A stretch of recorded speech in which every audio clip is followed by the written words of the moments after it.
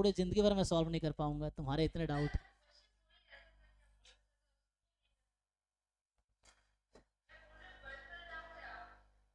हाँ बताओ बताओ, पर्सनल डाउट है, एक एक करके। हाँ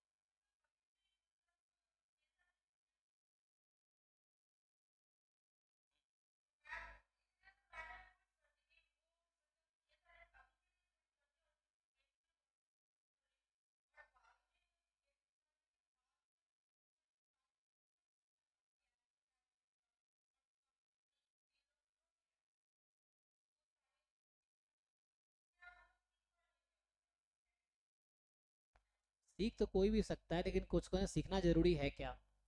आप नेट निकालने के लिए सिर्फ 3 टॉपिक ठीक से कर लो अपना।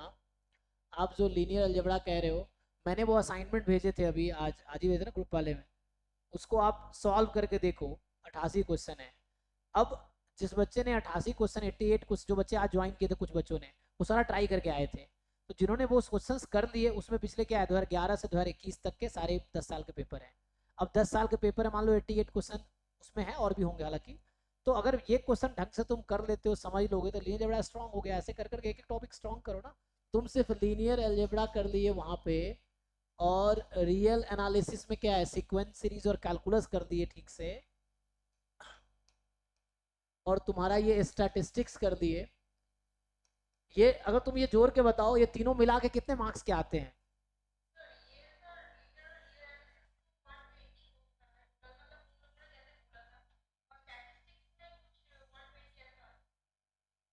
एग्जैक्टली देख के आना, क्योंकि नेट का पूरा पेपर 450 मार्क्स का होता है लगभग। उसमें से हमें 200 मार्क्स के अटेम्प्ट करने होते हैं।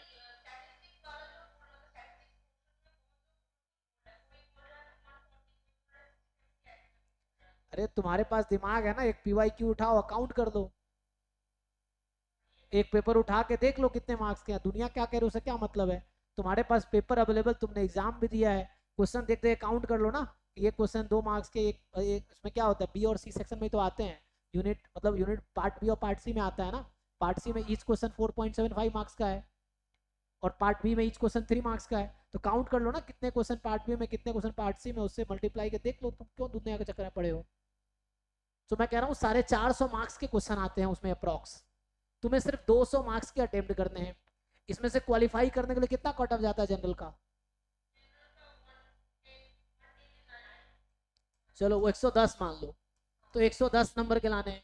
और जहां तक, हालांकि मैंने काउंट अभी नहीं किया है, तुम एक बार काउंट करके देखना। मैं बोल रहा हूँ इन तीनों के तुम अगर टोटल मिला लोगे ना, तो ये अराउंड 250 प्लस के तो यही आते हैं तीनों मिला के। तुम चेक करके देख लेना। 250 प्लस मार्क्स के सिर्फ इन टॉपिक से क्वेश्चन आते हैं। तो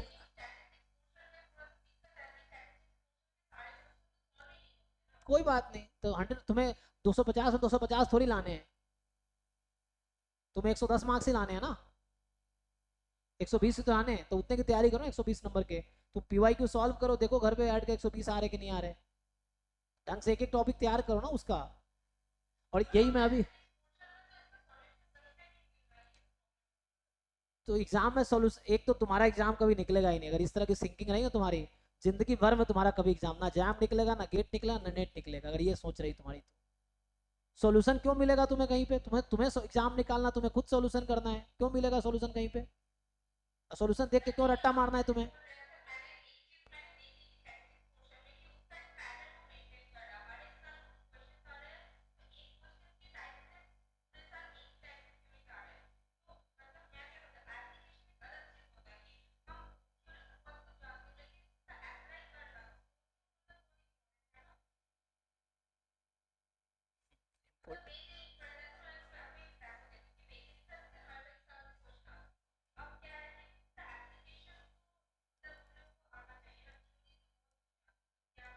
तो जो पढ़ा रहा है उससे सीखो नहीं, पवन सर भी करा रहे हैं स्टैट्स पोर्शन, उससे सीख क्यों नहीं रहे हो?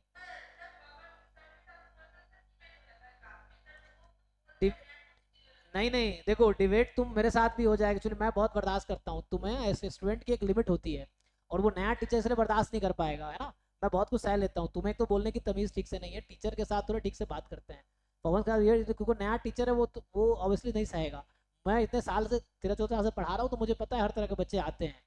The thing is you should learn how to speak to teacher, actually ये है। तो वो इसलिए तुम नहीं, और तुम्हारा ना मैनर ठीक है ना तुम्हारी नॉलेज ठीक है, तो this thing you have to learn. ये मैं भी बता रहा हूँ, पवन सर के बिहाफ पे ही बता रहा हूँ मैं तुम्हें।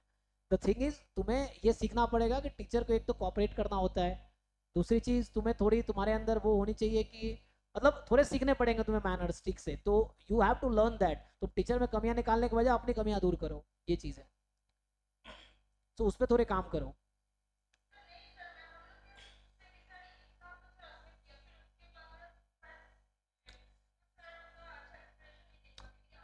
देखिए कोई परफेक्ट नहीं है, मैं मानता हूँ, देखिए कोई परफेक्ट नहीं, मैं भी नहीं हूँ, कोई टीचर परफेक्ट नहीं है।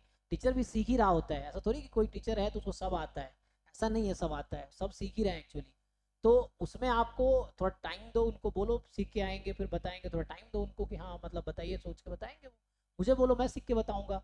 एटलीस्ट नेट में मेरे पास टाइम नहीं, इसलिए मैं नेट का बैच में खुद नहीं पढ़ा रहा हूँ, स्टैटिस्टिक्स वो पढ़ा रहे हैं। तो मैं अभी लीनियर अलजेब्रा कराया, रीएनालिसिस कराऊंगा, स्टैट्स में जो रह जाएगा वो मैं कराऊंगा। तुम उस कर सकते हो ना।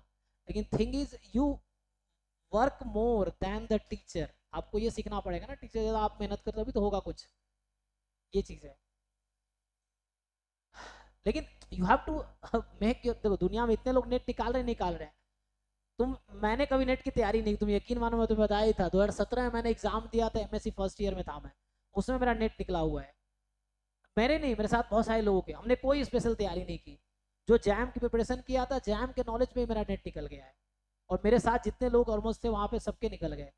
सो बहुत ज़्यादा नॉलेज चाहिए नहीं एक्चुअली नेट निकालने के लिए। मैं बोला हूँ 450 मार्क्स का पेपर है, 200 मार्क्स के अटेम्प्ट करने हैं, उसमें से 110 नंबर लाने हैं। अब 450 में 110 नंबर लाना 1/4, मतलब 25% क्वेश्चन तुम ठीक से अटेम्प्ट कर लो तो तुम्हारा एग्जाम क्वालिफाई हो जाए। अब तुम्हें वो डिसाइड करना, वो 25% कौन सा एरिया है जिसमें आप ठीक हो या ठीक कर सकते हो, आपको ये देखना पड़ेगा।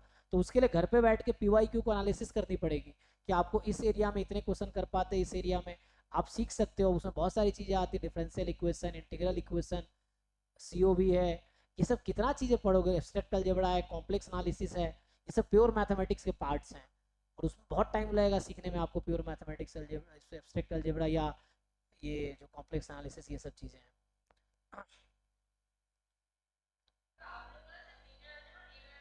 एग्जैक्टली हाँ, तो मेरा देखो, तो मैं सिर्फ इतने से ही क्वालिफाई कर लिया। मेरे उस समय 2000, मैं 2 बार एग्जाम दिया नेट का, 2017 में मेरे मार्क्स थे अराउंड 100 के आसपास, और एक बार 2021 में दिया मैंने, उसमें अराउंड मेरे 130 थे, बस ये है। और चूंकि मैं ओबीसी में आता हूँ तब भी मेरे रैंक अच्छे थे, अभी मेरा इसमें 50 रैंक था, इसमें मेरा 132 रैंक था जेआरएफ। यहाँ भी जेआरएफ है, यहाँ भी जेआरएफ है, यहाँ 50 रैंक था। तो ये चीज़ें हैं। और कहीं स्पेशल प्रिपरेशन, मैंने कभी स्पेशल प्रिपरेशन नहीं किया नेट का।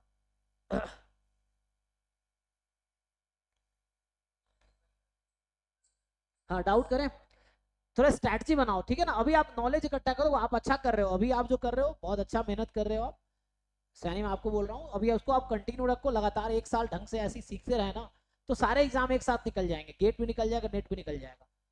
जैसे अभी मैं बताऊँ, अभी आईआईटी जैम एमएस जो बच्चा इस बार क्वालिफाई किया है, वही बच्चा सीयूईटी में भी फर्स्ट रैंकर है, वही आईआईटी जैम में भी फर्स्ट रैंकर है। तो वो पार्ट ऑब्वियस है, बिकॉज जो बच्चा एक जगह अच्छा है वो हर जगह अच्छा करेगा, और जो बच्चा एक जगह अच्छा नहीं कर रहा वो हर जगह खराब कर रहा होगा। तो the thing is you have to make yourself capable. आप कैपेबल जिस दिन हो जाओगे आप सारे एग्जाम क्वालिफाई कर लोगे. ये है. तो मेक योर सेल्फ कैपेबल. सीखो, अपने अंदर प्रॉब्लम सॉल्विंग स्किल डेवलप करो, कैपेबल बनाओ खुद को, तो एग्जाम खुद ही निकल जाएंगे. ये चीज़ें हैं. तो उसके लिए वर्क करना पड़ेगा आपको, rather than giving excuses या कोई कमी नहीं. Work on that.